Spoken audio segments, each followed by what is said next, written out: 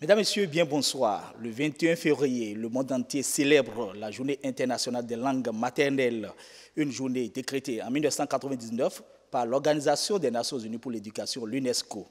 Les questions qu'on se pose, que faisons-nous de nos langues nationales ou langues maternelles, si vous voulez? Comment pouvons-nous en faire usage dans un contexte de mondialisation? Ne sommes-nous pas obligés d'avancer vers le multilinguisme? Et pour répondre à ces questions, nous allons débattre autour du thème, le multilinguisme et les ODD. ODD, vous entendez, vous comprenez, c'est les objectifs du développement durable. Nous allons en parler avec notre invité qui est déjà sur ce plateau. Et bienvenue à Kora, il est professeur titulaire en linguistique à la retraite. Il a été aussi directeur de cabinet du Conseil économique-social ou du président du Conseil économique et social. Bienvenue à Kora, bonjour. Bonjour. Vous êtes sur ce plateau pour parler du multilinguisme et des ODD et nous allons parler des langues maternelles. Qu'est-ce qu'on entend par multilinguisme? Le multilinguisme, c'est le fait de parler plusieurs langues à la fois. Le fait qu'un individu parle plusieurs langues à la fois. Si on part de cette définition, on peut dire que les Béninois sont majoritairement multilinguistes. Vous prenez un Béninois, il vous parle français, s'il le peut, mais il parle surtout plusieurs langues maternelles, langues nationales du Bénin, comme le fon, le quin, le fon, le goun, le mina, etc. Il parle toutes ces langues-là. Généralement, un Béninois parle au moins 2 langues. Il est bilingue donc. Ou alors multilingue, il parle 3, 4 langues. Alors, nous allons expliquer le thème de cette année, je le rappelle, c'est préservation de la diversité linguistique dans le monde et la promotion du multilinguisme en vue de réaliser les objectifs du développement durable. Quel est le lien qu'on peut faire entre langue maternelle, ou si vous voulez, multilinguisme, et objectifs du développement durable? Vous savez, si nous partons de la définition de la langue, nous allons mieux nous comprendre. Vous savez, la langue, c'est l'outil d'appropriation par lequel un individu s'insère dans une société. Et la langue fait de vous un être social. Vous ne trouverez jamais personne qui ne soit pas capable de parler une langue. Sa langue maternelle, on peut dire qu'il la parle déjà depuis qu'il était fœtus dans le ventre de sa mère. C'est démontré par les psychologues. Donc c'est ça la langue et le rôle essentiel de la langue. La langue est un outil de communication.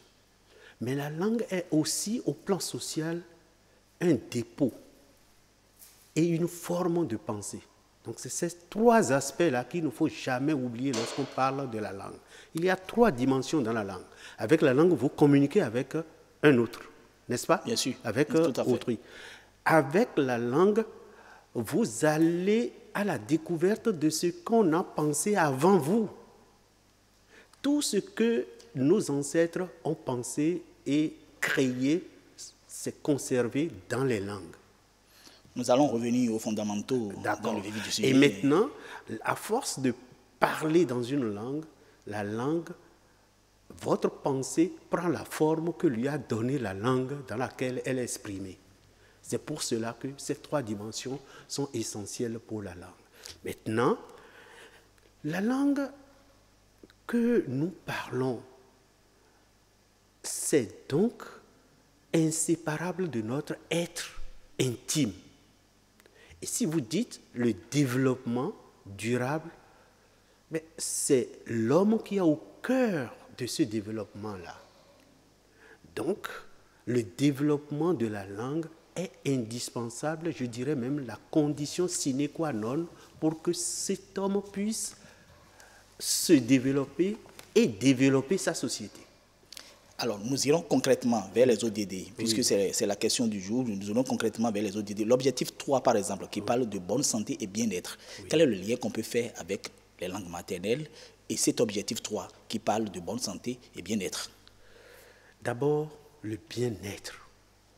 Vous savez, le bien-être, c'est celui qui est content de ce qu'il est, qui est fier de ce qu'il est. Mais cette fierté, c'est la langue qui vous la donne. Vous voyez, on dit, il y a un philosophe qui dit que le beau est la demeure de l'être. Votre être intime est, je vais dire, façonné par votre langue.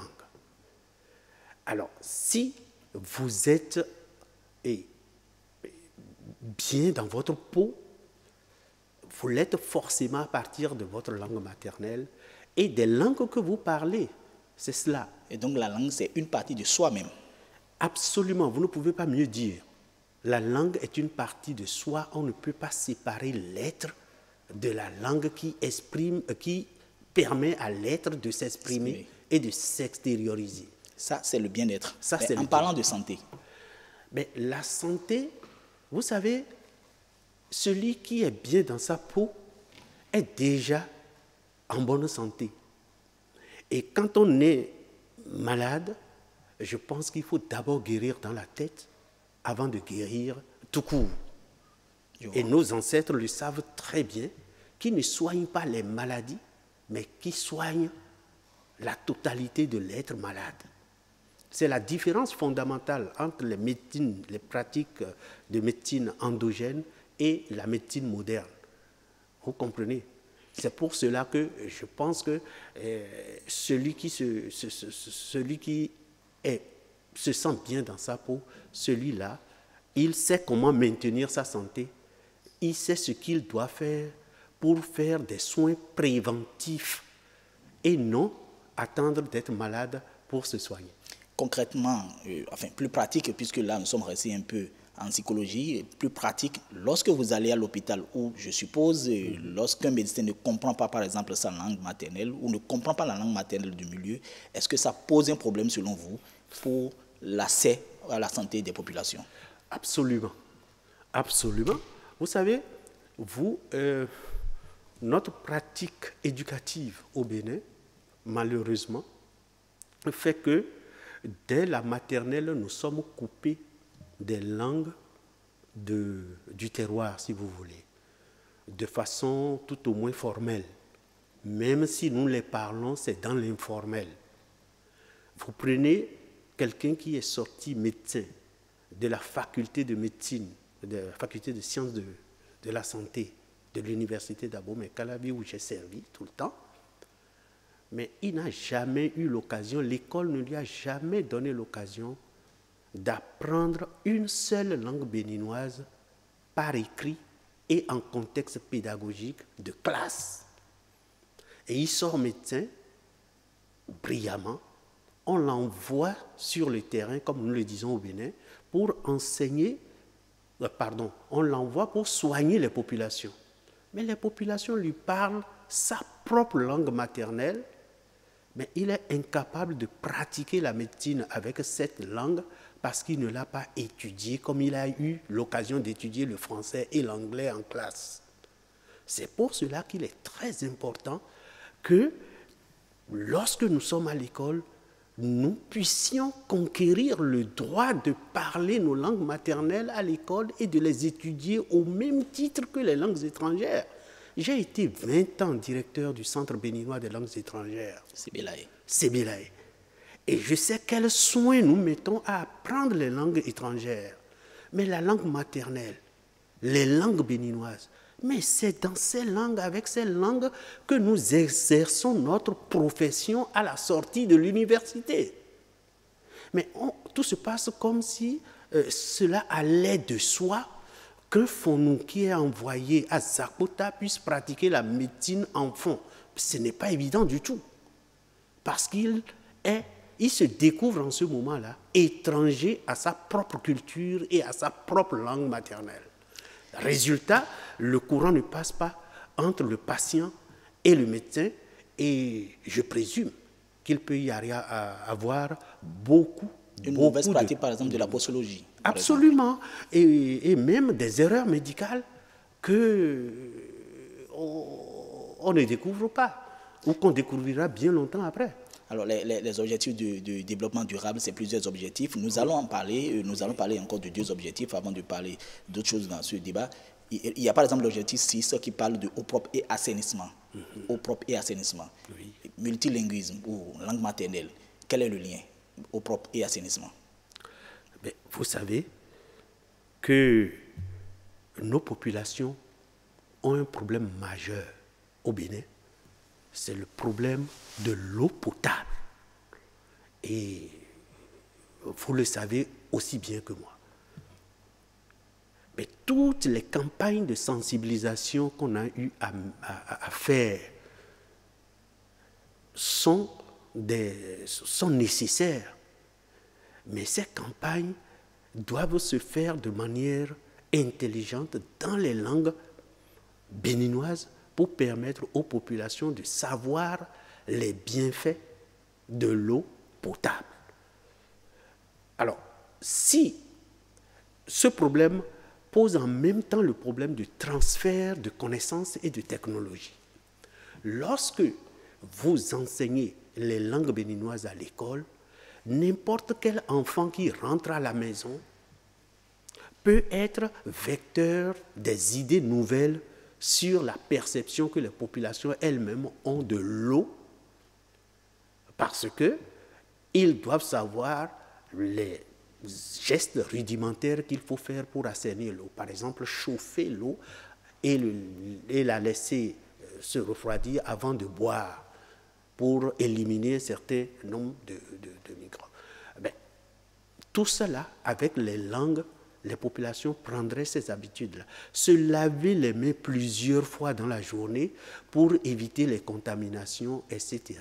Toutes ces campagnes ne peuvent être bien menées que lorsque c'est mené dans les langues béninoises, en direction des populations cibles béninoises que nous aurons choisies. J'ai bien envie de continuer avec les objectifs du développement, l'objectif 4 qui parle d'éducation de qualité, mais nous allons revenir sur la question de l'éducation dans les autres questions. Mais en attendant, j'aurais souhaité que nous fassions rapidement, de manière succincte, quel est l'état des lieux des langues maternelles au Bénin? L'état des lieux des langues maternelles, la situation n'est pas reluisante du tout.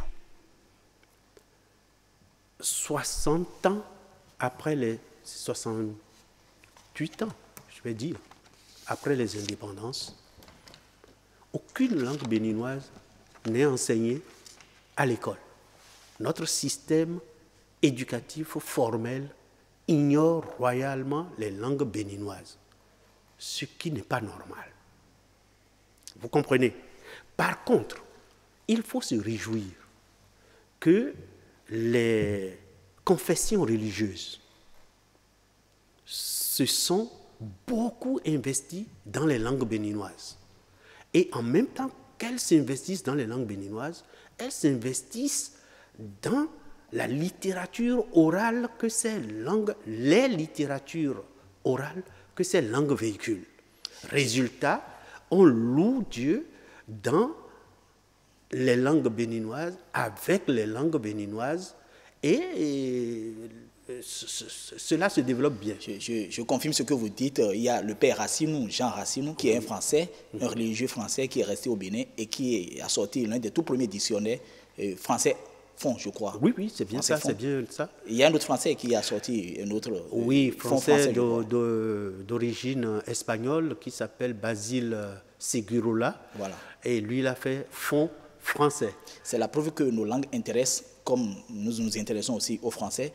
Nous allons continuer toujours dans ce débat. Et puisque, comme je l'ai dit, l'objectif 4 parle d'éducation de qualité, il y a eu un programme d'enseignement à l'école des langues maternelles au Bénin. Qu'en est-il exactement? Ben, on en est toujours au balbutiement, hélas. Et en 2007, on a réuni un forum national sur le secteur de l'éducation. Et ce forum a mis sur pied une commission qui a travaillé sur la question de l'introduction des langues béninoises dans le système éducatif formel béninois. Soit dit en passant, je suis le rapporteur général de ce forum. Donc vous en savez beaucoup. En 2007, Donc, le forum a arrêté une stratégie nationale, une stratégie béninoise d'introduction des langues béninoises dans le système éducatif formel au Bénin. Les grandes lignes de cette stratégie consistent à conserver à la langue française toute son importance comme langue d'enseignement, véhicule du savoir, mais à concéder, j'utilise à dessein le mot, aux langues béninoises une présence à l'école, et notamment à travers la pédagogie de l'approche par compétence. Et pour cela, la stratégie a prévu 8 années d'expérimentation avant généralisation. Et l'expérimentation devrait se faire avec quelques langues béninoises d'abord et dans des milieux d'homogénéité linguistique pour ne pas créer de problèmes.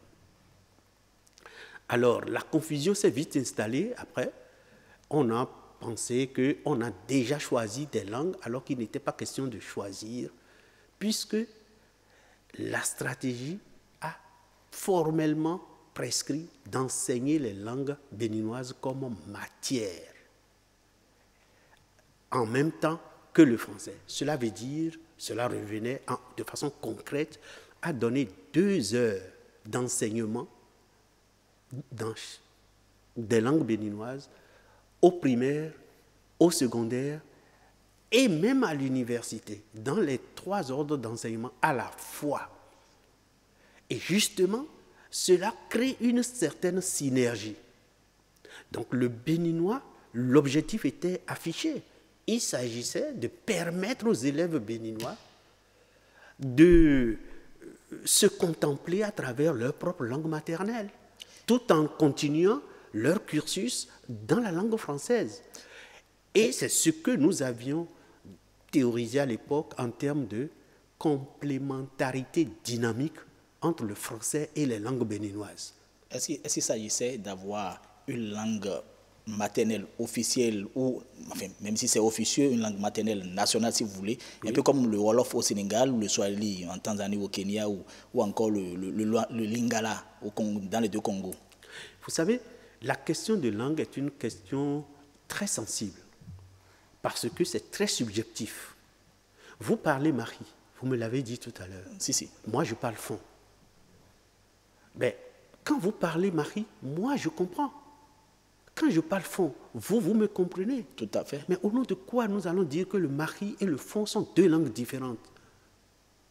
C'est autant dire que le marseillais n'est pas le français et que la langue française parlée en Belgique n'est pas le français. Je crois savoir que c'est l'un des problèmes qui s'est posé. C'est le problème qui s'est posé. Chacun érige sa variante dialectale en langue nationale, en quelque sorte.